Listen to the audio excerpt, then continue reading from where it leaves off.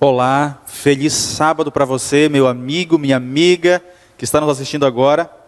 Hoje nós vamos começar mais uma escola sabatina, e eu sei que a lição desse trimestre, dessa semana, é uma lição muito boa. Aprendi bastante com a lição. Eu tenho certeza também que você aí em casa está estudando a nossa lição, como interpretar as escrituras, né? Como perceber que esse livro é um livro singular, é um livro ímpar, é um livro único, é um livro sagrado. É mais do que um livro, ele contém a palavra de Deus. E por isso nós estudamos essa semana sobre a origem da Bíblia, a origem da palavra de Deus. Mas, como você sabe, esse é o momento do CRM, comunhão, relacionamento e missão. Então, eu quero, primeiramente, já mandar o nosso lembrete, o nosso abraço para algumas classes que estão nos acompanhando aqui. A professora e a diretora da ISE passou para mim. A nossas classes número 1, o professor Taube. A classe número 2, professor Roberto. A classe número 3, professora Noemi. A classe número 4, a professora Zélia. A classe número 5, o professor Irani e o Valdir. A classe número 6, a professora Daíse. A classe número 7, a professora Luciane. A classe número 8, o professor Arno. Classe número 9, a Neida e o Adrio. Classe 10, a Marli e a Ana. A classe 11 do Carlo e a classe 12 do Marcos Daniel. E temos as classes aí infantis, juvenis, adolescentes e também a classe de jovens. Eu sei que muitos optaram para fazer com a sua própria classe pelo aplicativo Zoom, mas aqueles que nos acompanhando agora, seja muito bem-vindo. Agora eu quero comunicar a vocês que os nossos convidados dessa semana são convidados muito especiais. Eu quero chamar aqui comigo para me acompanhar nessa lição o pastor Juscelino. O pastor Juscelino é atualmente responsável e coordenador da Escola Bíblica da Novo Tempo. Pastor Juscelino, seja bem-vindo à nossa Igreja Floresta, em nossa Escola Sabatina. Fique à vontade. E também o nosso pastor Evandro, você já conhece ele. Eu vou sentar também aqui. Pastor Evandro, bom dia, feliz sábado, seja bem-vindo. Bom dia, feliz sábado. Pastor Juscelino, eu sei que os nossos desafios são grandes, mas o senhor cuida da Escola Bíblica Novo Tempo, não é isso?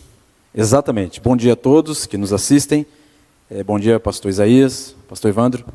E assim é o nosso ministério aqui, né? Já há 1 ano e meio praticamente. Eu, de fato, cuido aí do todo o processo de atendimento dos amigos da Novo Tempo, dos nossos queridos interessados da Novo Tempo. Tem sido uma bênção. Muito bem, pastor. Você que está nos assistindo agora, eu quero convidar você a pegar a sua lição em casa. Pega a sua lição. Hoje nós temos uma lição muito especial. E já reforçar a você que o meu papel aqui não é como comentarista, né, pastor? Nós estamos aqui, os nossos pastores aqui que são muito bons, podemos dizer assim uma palavra, né, fera, como a gente podemos dizer assim. Você pode então mandar sua mensagem ou no chat do YouTube, ou você também pode mandar sua mensagem pelo WhatsApp, que vai aparecer aí na sua tela, 983-04-6769. Logo mais vai aparecer na sua tela então o nosso telefone, e você vai poder mandar sua mensagem, a sua pergunta. Eles vão estar esperando a sua pergunta. Tente fazer uma pergunta difícil para eles, né? Porque eles estão aqui achando que a lição está muito fácil. Então tente fazer uma pergunta difícil. Já oramos e vamos começar com o verso-chave da lição? O nosso verso-chave da lição está em Tessalonicenses, é isso? Tessalonicenses, estou procurando já aqui. Tessalonicenses, capítulo 1 Tessalonicenses, capítulo 2, o verso 13. Eu vou ler o verso. Vai também aparecer na sua tela também o nosso verso aí para você assistir na sua tela e acompanhar também o nosso verso bíblico. Diz assim: outra razão ainda temos nós para incessantemente dar graças a Deus, é que tendo vós recebido a palavra que de nós ouvirtes, que é de Deus, acolhertes não como palavra de homem, e sim como em verdade é palavra de Deus, a qual, como efeito, está operando eficazmente em vós, os que credes. Pastor Juscelino, esse verso aqui fala sobre a origem da Bíblia, a natureza da Bíblia, e diz que essa palavra, que foste acolhertes como palavra de homem, sim como de verdade, mas é a palavra de Deus. Se é a palavra de Deus, por que ela veio através de homens? Muito bem, pastor Isaías, excelente pergunta. Veja, imagine Deus falando ao ser humano com toda a profundidade do seu pensamento, do pensamento divino, Sim. com a linguagem de Deus. Certamente nenhum ser humano seria capaz de entender. Os pensamentos de Deus são muito elevados, a palavra de Deus diz, ninguém pode esquadrinhar o seu pensamento. Agora veja, por isso que Deus, para falar a nós, Ele se utilizou de outros seres humanos, para que nós pudéssemos entender, nós leitores, não é? Agora veja, o título da lição da semana ele é bem interessante, eu acho que vale a pena a gente olhar para ele nesse momento. Origem e natureza da Bíblia. De fato, o texto do apóstolo Paulo, que foi lido, né, de 1 Tessalonicenses, sugere a origem divina. Ou seja, embora 40 autores ao longo de mais de 1.500 anos tenham escrito a palavra de Deus, o autor é um só. Muitos escritores, porém o autor é um só. Ou seja, em resumo, a Bíblia é o pensamento de Deus, são as ideias de Deus que foi revelada a nós. Deus transmitiu, Ele revelou através de vários métodos, nós sabemos, o conteúdo bíblico, e os profetas, os homens santos que falaram da parte de Deus, movidos pelo Espírito Santo, eles puderam escrever com suas próprias palavras. Então, revelação, basicamente, e inspiração traduzem a origem da Bíblia. Deus revelou e o Espírito Santo guiou os profetas a escreverem as palavras de forma correta. Agora, a natureza, só para te devolver a palavra, a natureza, da Bíblia tem que ver com as características da Bíblia, o que ela é. Tá? Então a gente vai entrar nesse tema a partir de então. Muito bem. Pastor Evandro, o pastor Lucino comentando sobre a questão da revelação, da inspiração, mas ele comentou também sobre a questão do autor, né? Diz que o autor foi Deus e os escritores foram os homens, né? Mas na nossa linguagem científica, podemos dizer assim, as pessoas que escrevem são os autores, né? As pessoas que escrevem, podemos aí ver Platão, podemos ver Freud, os universitários estão nos acompanhando aí. Daqui a pouco já vou lançar uma pergunta deles para vocês sobre isso. Mas por que na Bíblia a gente não usa métodos, como podemos dizer assim, científicos, como da matemática, da biologia, da química, da física, para entender as Escrituras? Quais são os métodos usados para a gente entender a Bíblia, para a gente trazê-la para os nossos dias? Muito bem. O método que a gente precisa para entender a Bíblia é a própria Bíblia, né? Então veja, para eu explicar matemática, eu preciso entender de matemática e usar os métodos e os meios da matemática. Biologia, a mesma coisa, e da Bíblia, a mesma coisa. Uma coisa interessante da Bíblia é que muitas vezes nós podemos criar uma confusão. Nós temos um termo que nós usamos muito no nosso meio. A Bíblia é a palavra de Deus. E de fato ela é a palavra de Deus. Mas há dois sentidos aqui, há um sentido macro e há um sentido micro. No sentido macro, a gente sabe que a Bíblia é a palavra de Deus porque ali está a vontade de Deus para a nossa vida. Então, a gente tem que seguir a Bíblia porque é a vontade de Deus para nós. Mas no sentido micro, o mais correto de nós falarmos seria de que a Bíblia contém a palavra de Deus.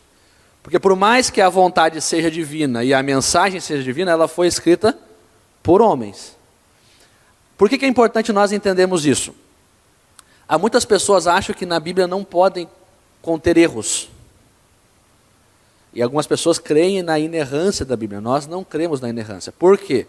Porque por mais que ela foi inspirada por Deus e a mensagem é divina, e eu tenho toda a capacidade de entender e crer nisso, ela foi escrita por homens, diversos homens, alguns muito cultos, outros nem tão cultos assim, alguns eram agricultores, outros eram escribas, e assim por diante. Então veja, a Bíblia ela tem o seu próprio meio de se interpretar, é através dela mesmo. Então eu não posso interpretar a Bíblia usando Platão, usando outros filósofos. Eu posso talvez em outras fontes extras achar alguma coisa que me complete ou que me ajude a entender mais o que a própria Bíblia já diz. Então veja, a Bíblia ela se interpreta por ela mesma. Então, tem uma parte da Bíblia, da lição, aliás, que diz assim, que a gente não deve interpretar a Bíblia com fé, que nem o pastor Evandro falou, e não ceticismo. A lição fala sobre isso.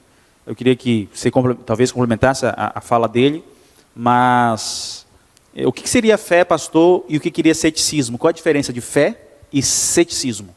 Perfeito. Veja, a própria Bíblia define o que é fé, né? Quando você se aproxima de Deus, é necessário que você confie em Deus, que você já se aproxime da Bíblia, portanto, que é a palavra de Deus, crendo que Deus existe, né? De fato, aqui abre-se um parêntese rápido. A Bíblia ela não é um compêndio para provar a existência de Deus.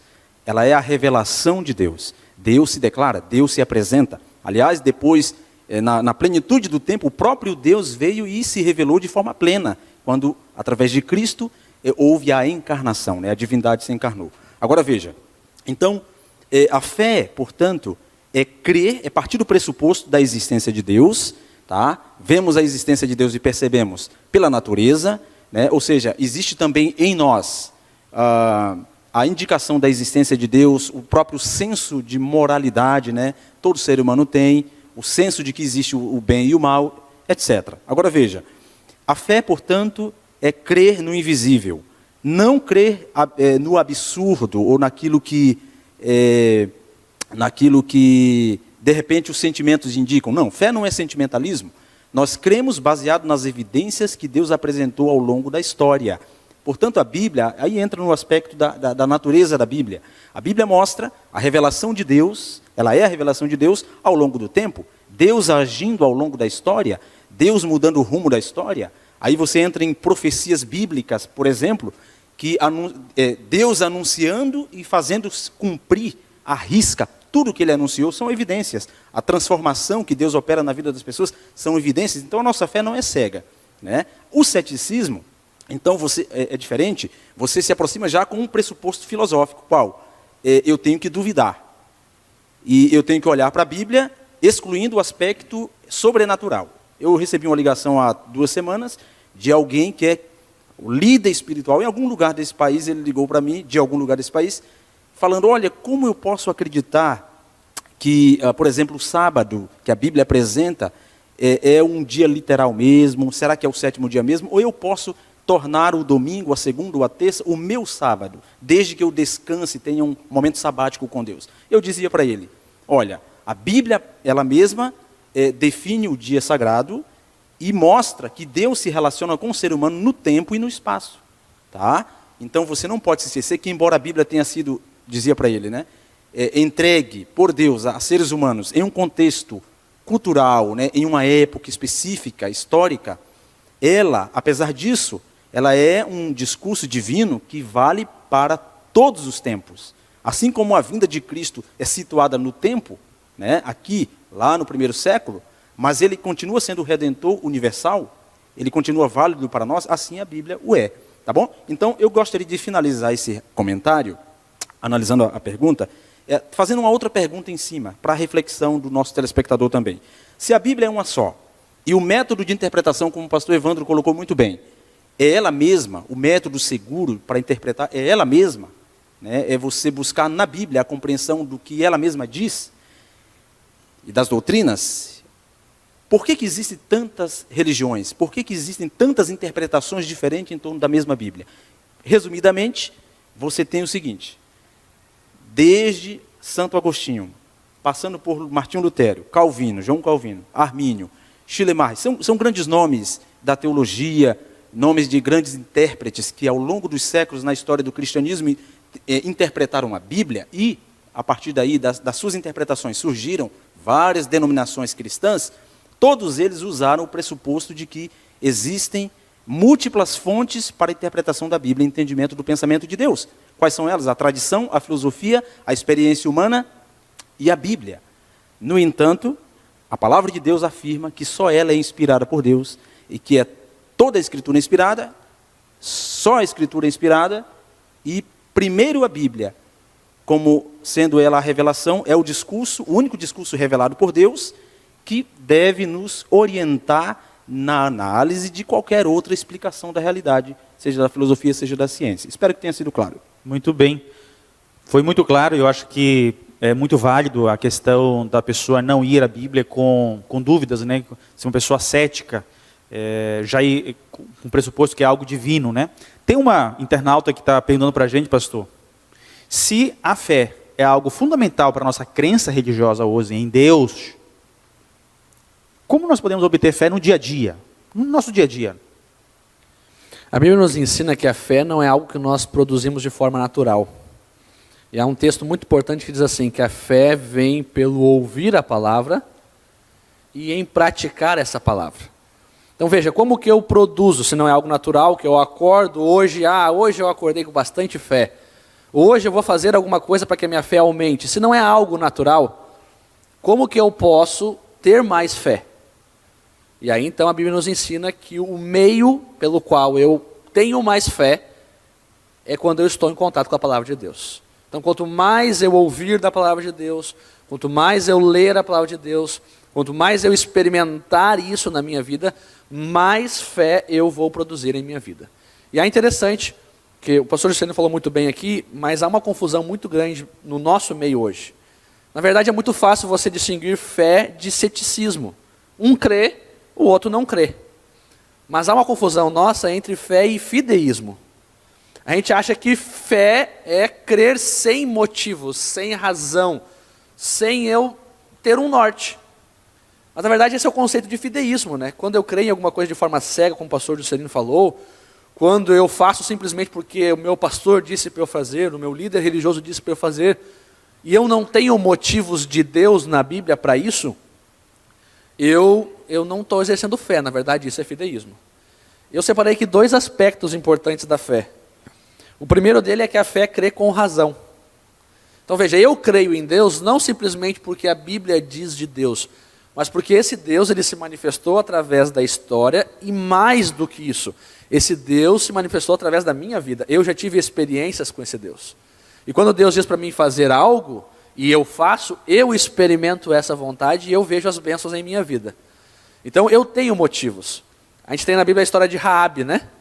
Raabe, uma mulher que não era do povo de Deus, mas ela se entregou a Deus e ela ali se colocou ao lado de Deus e protegeu os espias, porque ela ouviu o que Deus tinha feito lá no passado.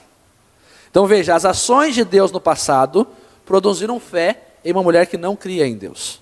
Então o primeiro motivo, a fé, ela é uma crença com razão. Eu creio porque Deus me dá motivos para crer. E o segundo ponto da fé é que a fé, ela envolve ação. Ela envolve ação. A fé, você está dizendo que a fé é racional, Racional. tem razão, e a fé também é ação. É ação. Você é agir. A gente vê o Agir exemplo- seu ou agir de Deus? O meu agir.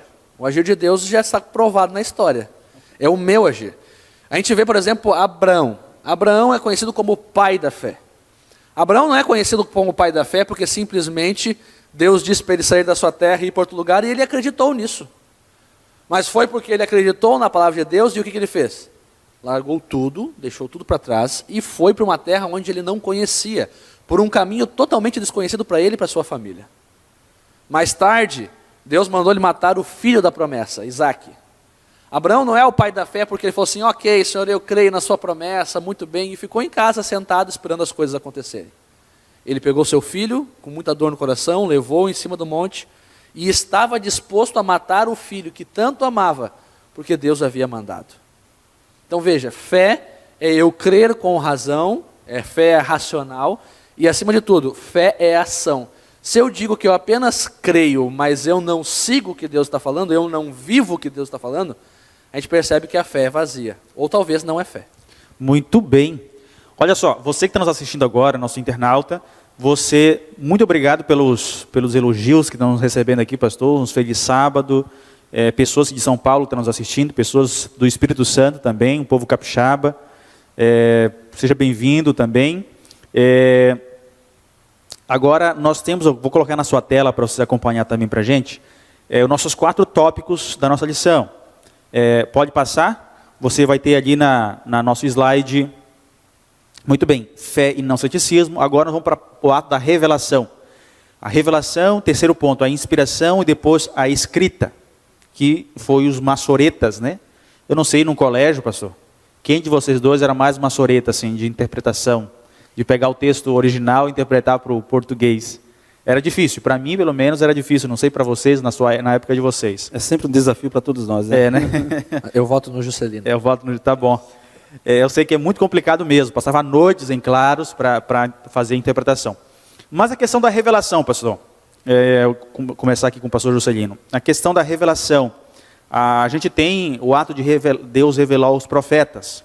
Tem um texto bíblico, que eu quero que o nosso internauta também acompanhe a gente com um texto bíblico, que é o texto bíblico de segunda carta de Pedro, no capítulo 1, o verso 16 a 21. Na sua tela, para quem está nos assistindo agora, vai aparecer apenas algum texto em reticências e partes do texto que eu estou mencionando, tá bom? Então eu vou ler para você e você acompanhe na sua casa também, no seu sofá. Diz o seguinte: porque não vos demos a conhecer o poder e a vinda de nosso Senhor Jesus Cristo, seguindo fábulas engenhosamente inventadas. Verso 18. Ora, esta voz vinda do céu, nós a ouvimos quando estávamos no Monte Santo. Verso 20, a parte B do verso. Nenhuma profecia provém de particular elucidação. Homens, santo, entre aspas, falaram da parte de Deus. Muito bem. Pastor Juscelino, aqui a Bíblia nos diz que não foi vindo de fábulas inventadas, perfeito, mas que eles ouviram a voz de Deus, ouviram no Monte Santo, a Bíblia diz ainda assim, e que nenhuma profecia foi dada em particular elucidação. E como é que a gente pode ter essa certeza hoje de que... Teve uma vez, eu acho que o senhor estava comigo, inclusive, talvez você vá lembrar desse fato. A gente estava dando um estudo bíblico por uma senhora, que inclusive já se batizou na igreja, e a neta dela veio, uma jovem universitária, chegou na sala, para quem está nos assistindo agora, ela chegou na sala, e a gente estava estudando a Bíblia. E o pastor estava ali, discutindo com a avó, e ela disse assim, mas o que vocês são? Aí o pastor falou, não, sou um pastor da igreja adventista e tal, explicou um pouquinho sobre isso. E esse livro preto aí? Aí ele falou, não, isso aqui é a Bíblia, é a palavra de Deus. E como é que tu sabe que essa é a palavra de Deus? Quem foi que escreveu isso? Foi Deus que escreveu? Aí ele falou, não, foi o homem que escreveu e tal. Ela disse, mas qualquer pessoa pode dizer hoje para mim que foi, que eu recebi uma visão e que foi de Deus. E como é que a gente pode ter certeza que foi realmente de Deus? Quais são as evidências claras para a gente ter certeza que isso não foi uma filosofia, não foi algo que alguém ditou, né? Qual foi o método usado realmente para que os homens usassem na Escritura, na revelação? Muito bem. Veja, partindo do texto bíblico que foi lido, né, e o telespectador está acompanhando aí na tela, 2 Pedro, né, capítulo 1, versículo 16 em diante, que foi lido, o apóstolo Pedro, ele responde exatamente essa dúvida em relação à veracidade da Bíblia. Primeiro, ele trata ali de um argumento, uma objeção que havia sido apresentada a ele. Tudo que vocês estão me falando aí a respeito da segunda vinda de Jesus é um mito. Na época, os mitos, as crendices eram comuns. Na época em que o Cristo viveu, o primeiro século, o apóstolo Pedro ali, e os outros apóstolos, a filosofia grega era dominante, o platonismo era dominante, a noção de que existe o mundo espiritual, que é o mundo real, versus o mundo material, que é o mundo irreal, ou uma cópia mal feita do mundo espiritual. Veja, naquela época, portanto, era comum as civilizações criarem mitos para tentar explicar sua moralidade, suas crendices, ou a própria realidade. Então eles falavam assim, é um mito, é algo engendrado por vocês, a questão da segunda vinda de Cristo, qual a evidência? E Pedro então fala assim, olha, nós o vimos, foi o que nós lemos aí. Ele apresenta a argumentação assim, nós fomos testemunhas oculares. Então a maior prova, eu diria assim, a maior prova a respeito da veracidade da Bíblia é a própria historicidade de Jesus Cristo. A vinda de Jesus, que ninguém pode negar, ele existiu entre nós. Há muitas fontes extra-bíblicas, né, da própria existência de Cristo entre nós. Mesmo quem não crê no aspecto sobrenatural e nos milagres que a Bíblia apresenta, não duvida da historicidade de Jesus e também de muitos dos personagens, todos praticamente os personagens que a Bíblia traz para nós. Ou seja, a própria arqueologia, a própria história estão aí atestando. Mas veja, Pedro ele não se utiliza no texto ali, né, ele não se utiliza de argumentação da filosofia grega da época dominante, nem da história, nem de Heródoto, etc., que era um historiador da época, ou Flávio Joséfos. Mas Pedro, ele usa a própria experiência dele, dizendo, olha, nós o vimos. E quem viu Jesus? Todos daquele primeiro século que puderam ter a oportunidade de vê-lo, aliás, após a ressurreição, muita gente o viu. E estes que o viram, mas muita gente, eles deram a vida afirmando, eles morreram em nome dessa verdade da ressurreição de Cristo. Então veja, e ele fala assim, nós também ouvimos a sua voz. E ele lembra do monte da transfiguração, quando Moisés e Elias aparecem para Cristo, né? Jesus foi glorificado aos olhos de Pedro, de João, que estavam ali. E aí ele fala assim, então não é um mito. Da forma como ele veio a primeira vez, ele virá a segunda. E por último, a outra objeção que Pedro desfaz aí, é que a profecia bíblica, tanto é, inclusive essa da segunda vinda de Cristo, que Pedro estava falando para os seus ouvintes, era algo produzido pela mente humana. Então ele vai dizer assim, não é por particular elucidação. Nunca, jamais, qualquer profecia foi dada por vontade humana. Homens santos falaram da parte de Deus, movidos pelo Espírito Santo. Então, essa é uma discussão que é mais ampla, é claro, a resposta a essa pergunta, mas eu vou parar por aqui propositalmente, dizendo o seguinte, que o próprio conteúdo e a harmonia que existe na Bíblia, em todos os livros, do Gênesis ao Apocalipse, existe uma harmonia de pensamento. Isso é prova de que a Bíblia ela é veraz. E Deus dirigiu a própria inspiração. Ok? Ok. Pastor Evandro, vai sobrar para você agora. Tem erros na Bíblia? Erros. Será que a Bíblia apresenta algum tipo de erro? Porque, como o pastor Justino falou, a palavra foi revelada. E ela foi inspirada, são duas coisas diferentes. A revelação e a inspiração e a escrita. Se ela foi escrita por homens, homens são falhos, obviamente, correto? Teve algum momento que isso teve uma falha humana e teve algum erro na Bíblia, assim? E como é que a gente pode explicar esses erros que ainda são inspirados? Duas coisas muito importantes. A revelação divina e a vontade de Deus expressa na Bíblia não contém erros, porque vem de Deus. A revelação de Deus e a sua vontade expressa na Bíblia não tem erros. Não tem erros, porque é a vontade de Deus e a gente vê através da Bíblia que Deus não erra. Mas a escrita em si, feita pelos homens, ela contém erros. Então veja, duas coisas muito importantes. Eu vou precisar de um pouquinho de tempo para explicar isso, mas você vai entender. Primeiro existe a questão dos copistas, e eu vou explicar um pouquinho isso aqui, mas depois. Ok. Mas também existe a questão do próprio escritor. Então veja, Deus ele deu a mensagem, ele inspirou esses homens santos, como o pastor Juscelino comentou aqui, mas ele deu a liberdade, ele permitiu que os escritores escrevessem conforme a sua cultura, conforme o seu conhecimento, a sua região e assim por diante. Eu vou dar alguns exemplos para você entender um pouquinho melhor. Havia alguns escritores bíblicos, por exemplo, que eles eram mais detalhistas. Outros eram mais esquecidos. Outros tinham uma linguagem mais rebuscada. Queriam trazer a mesma mensagem, mas de uma forma mais bonita.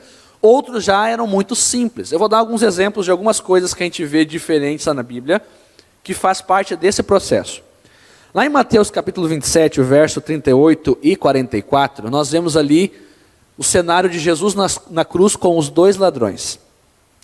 E Mateus, ele diz que os dois ladrões, junto com os outros escribas, sacerdotes, eles estavam, como é que eu vou dizer a palavra? Eles estavam, entre aspas, blasfemando contra Jesus. Então veja, Mateus, ele diz que os dois ladrões estavam dizendo, pô, por que você não se salva se você é Deus? E assim por diante. Lá em Lucas, por exemplo, capítulo 23, o verso 39 a 43, já traz a informação de que um estava caçoando de Jesus, mas o outro reconheceu a divindade de Jesus e pediu ali pela salvação. Então, mas por que os dois textos então apresentam coisas diferentes? Por um simples fato. Mateus, por exemplo, ele não estava na cena da crucifixão. Os discípulos estavam escondidos com medo de romanos. Ele possivelmente escreveu ali aquilo que ele ouviu, a cena de uma forma geral. Olha, Jesus estava na cruz e muitas pessoas, inclusive os ladrões, estavam ali blasfemando contra Jesus ou estavam ali duvidando da divindade de Jesus. Simples, foi assim que ele relatou. Já Lucas, por exemplo, nós vimos isso na semana passada, ele fez uma pesquisa apurada do que havia acontecido. Então ele pesquisou, ele perguntou para quem estava na cena da crucifixão, olha, o que aconteceu ali? O que de fato Jesus falou? E através do testemunho das pessoas, ele percebeu que as pessoas disseram que um dos ladrões, de fato, estava arrependido e pediu a salvação, e alcançou a salvação ali através de Jesus. Então veja, um não tinha todas as informações, o outro tinha informações mais detalhadas. Um outro exemplo, bem rápido. Mateus capítulo 20, 29 a 34, fala ali que Jesus curou 2 cegos que estavam às portas de Jericó. E os 2 cegos clamaram, Jesus, filho de Davi, tem misericórdia de mim. Já em Marcos capítulo 10, versos 46 e 52, ele não cita 2 cegos, mas cita um e dá um nome a esse cego, que é o cego Bartimeu. Então veja, ele não está dizendo que não haviam 2 cegos, mas ele está trazendo um detalhe maior, ele traz o nome de um dos cegos, um pouco da história daquele homem, mas o milagre ali é o mesmo, o relato ali é o mesmo. E lá em Coríntios, até um texto citado ontem aí, nas lições da Bíblia, pelo Dr. Wanderson, mostra ali que Paulo ele tinha problemas de memória. Esquecimento, né? Esquecimento. Esquecer das coisas. Tanto é que ele estava trazendo uma mensagem para o povo de Corinto, e ele estava dizendo assim, olha, vocês estão dizendo que eu sou de Apolo, não sei o quê, eu sou de Cristo. E ele fala assim, olha, eu não batizei ninguém aqui. Em Corinto, que é uma cidade. Em Corinto. E ele fala assim, exceto fulano e fulano. Mas fora esses eu não batizei mais ninguém. Ah, mas também tem a família de Ciclano. E aí ele começa a lembrar aqueles que ele havia batizado. E no final ele fala assim, olha, eu já não lembro mais quem eu batizei e quem não batizei. Mas o mais importante é que eu não vim para batizar.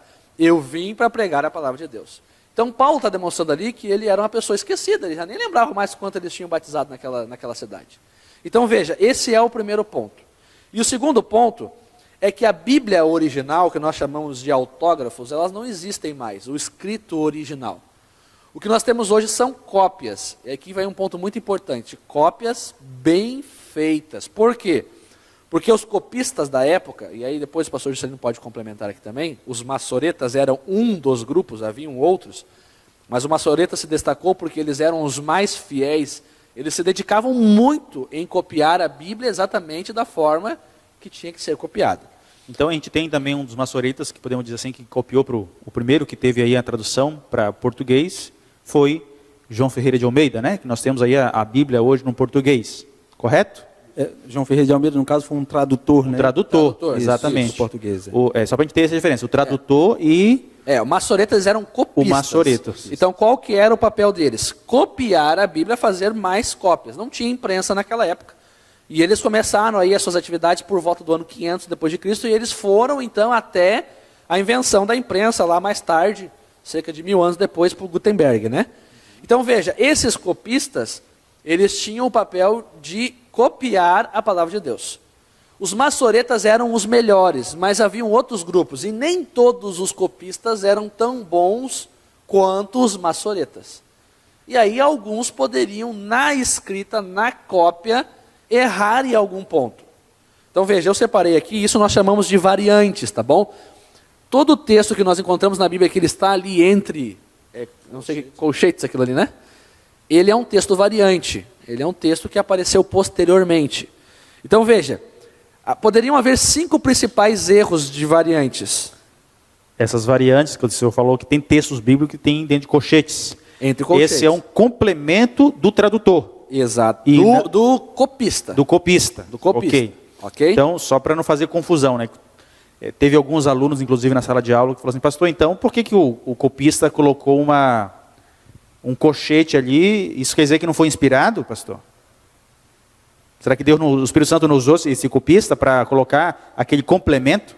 Foi para dar um sentido, né, ao verso. Não quer dizer que não foi inspirado. Se está na Bíblia, porque foi inspirado.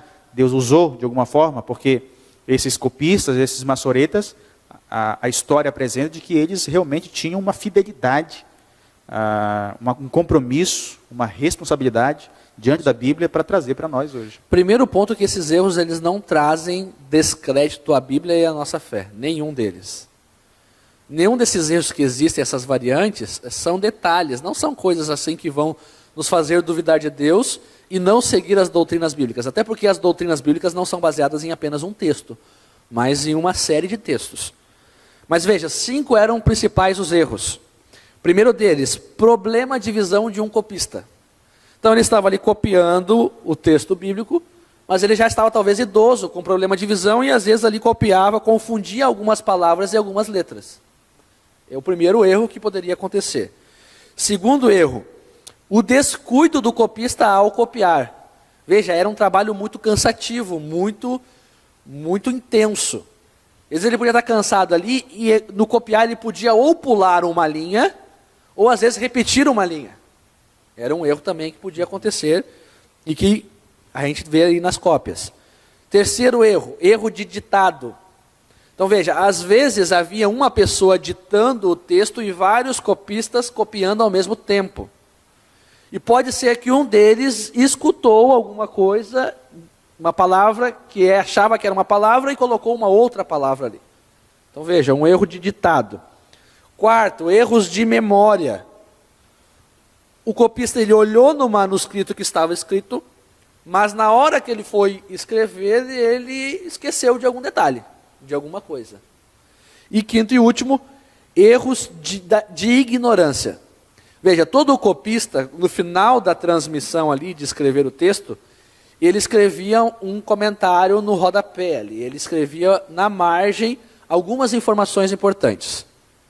Alguns copistas, por ignorância, eles pegavam essas anotações da margem da cópia anterior e colocavam na próxima cópia, como fazendo parte do texto bíblico. Então esse era um erro que poderia acontecer também.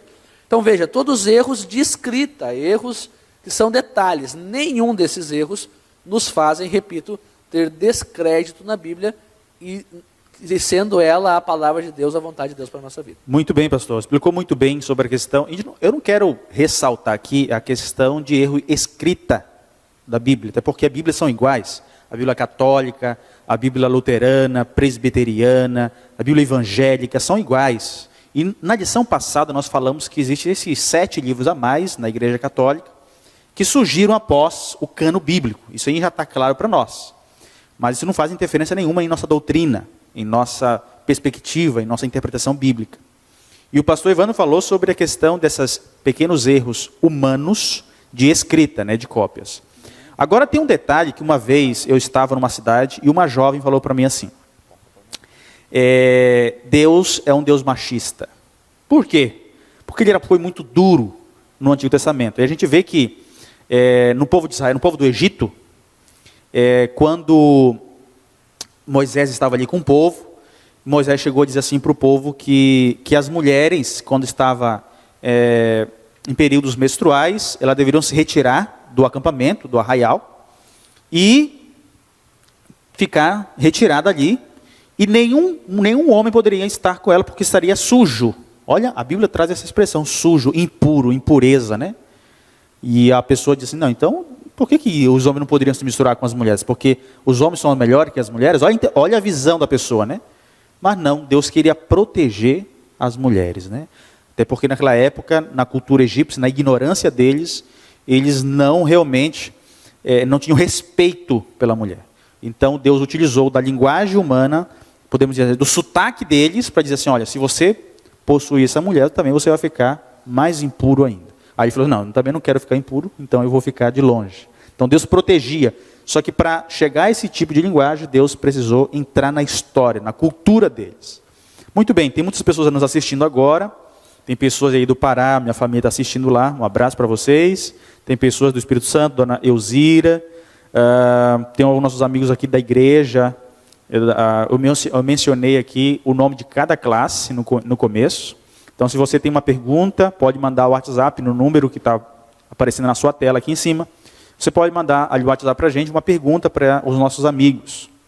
Mas, pastor, então, qual é a maior importância que a Bíblia tem para o nosso dia de hoje? Maior importância. A Bíblia? Isso. Veja, a mesma importância de sempre, né? Ou seja, como palavra de Deus, ela expressa para nós, ela nos revela a Deus como nenhum outro discurso o fará. Ela é a revelação especial de Deus. O centro da Bíblia é Cristo. O plano de salvação está retratado na Bíblia. O propósito de Deus, a vontade de Deus para a vida de cada um de nós. As promessas e as profecias que apontam para o desfecho final do grande conflito da guerra espiritual entre o bem e o mal.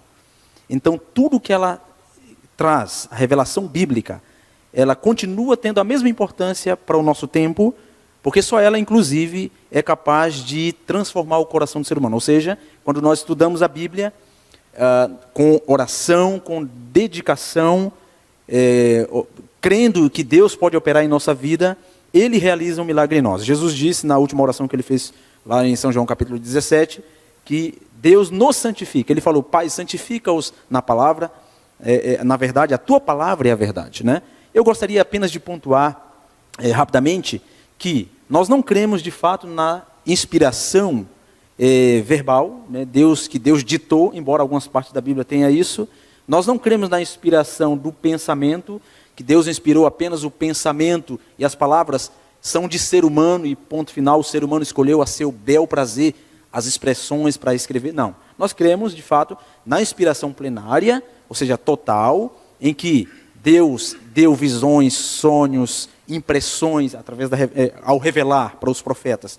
E o Espírito Santo guiou os profetas, ou escritores da Bíblia, a colocarem as palavras que mais poderiam expressar e tornar compreensível o pensamento de Deus. Então, os profetas foram guiados, inclusive, ao escrever. Agora, veja, só para concluir, nós cremos, portanto, que a palavra de Deus é a união do divino com o humano, né? E, dessa forma, nós temos a segurança de que tudo que foi escrito para o nosso ensino foi escrito, a fim de que, pela paciência e consolação das Escrituras, tenhamos esperança. Romanos capítulo 15. Um ponto que eu acho que vale a pena você, querido telespectador, considerar, porque alguém um dia pode perguntar para você, mas espera aí, em 2 Timóteo capítulo 3, versículo 16, lá diz, Paulo fala assim, toda a Escritura é inspirada por Deus e útil para o ensino, etc. Tá, mas nessa ocasião em que Paulo escreveu isso, a Bíblia que eles utilizaram, inclusive que Cristo utilizou, foi o Antigo Testamento, então ele está falando só do Antigo Testamento, do Novo, não. Gente, o próprio texto que você introduziu, pastor Isaías, a lição de hoje, fala que Paulo considerava os seus escritos, o Novo Testamento, como palavra de Deus. Eu gostaria de deixar um texto que vale muito a pena, 1 Timóteo, capítulo 5, versículo 18, lá o apóstolo, ele coloca que o Antigo e o Novo Testamento são inspirados. Ele cita uma frase do Antigo Testamento, de Deuteronômio, e ele cita uma frase do Novo Testamento, que está em Lucas, dizendo que é palavra de Deus. Tá? Então, toda a Escritura é divinamente inspirada. Muito bem. Então, já que o senhor terminou de falar, vou começar aqui com o pastor. Vai aparecer na sua tela aí, em casa, dois livros. Dois livros aí, um dos mais procurados hoje no nosso mundo natural, pastor. O Livro dos Espíritos, que também, algumas pessoas dizem que também foi inspirado, tá? E aí foi escrito por Allan Kardec, aí, né? Podemos dizer que um dos precursores do Espiritismo. Então tem muitas pessoas também que não são adventistas, são católicos, alguns são espíritas, alguns são batistas, alguns são de outras igrejas, outras denominações, e são bem-vindas. Mas a gente tem aí essas duas diferenças desses dois livros, Allan Kardec e a Bíblia.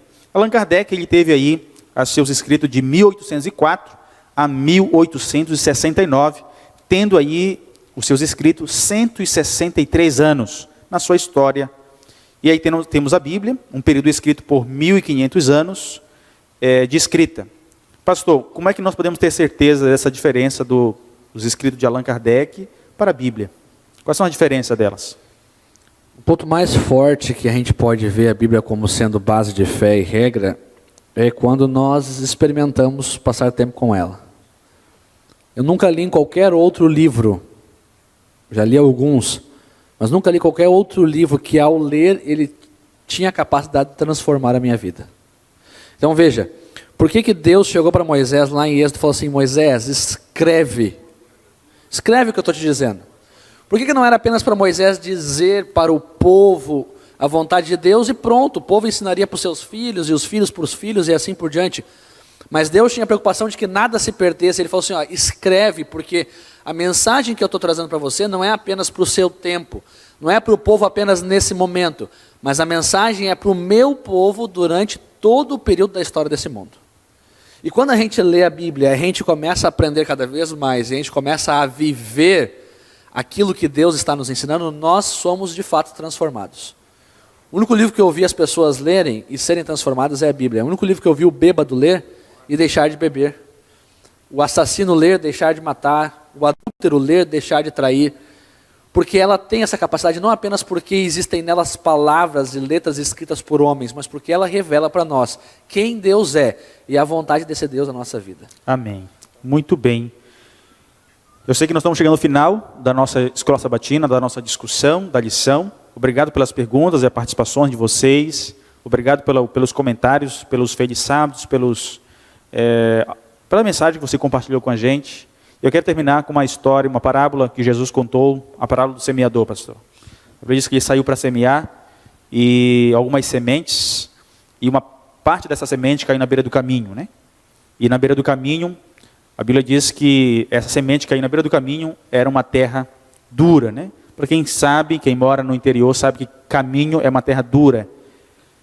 E segunda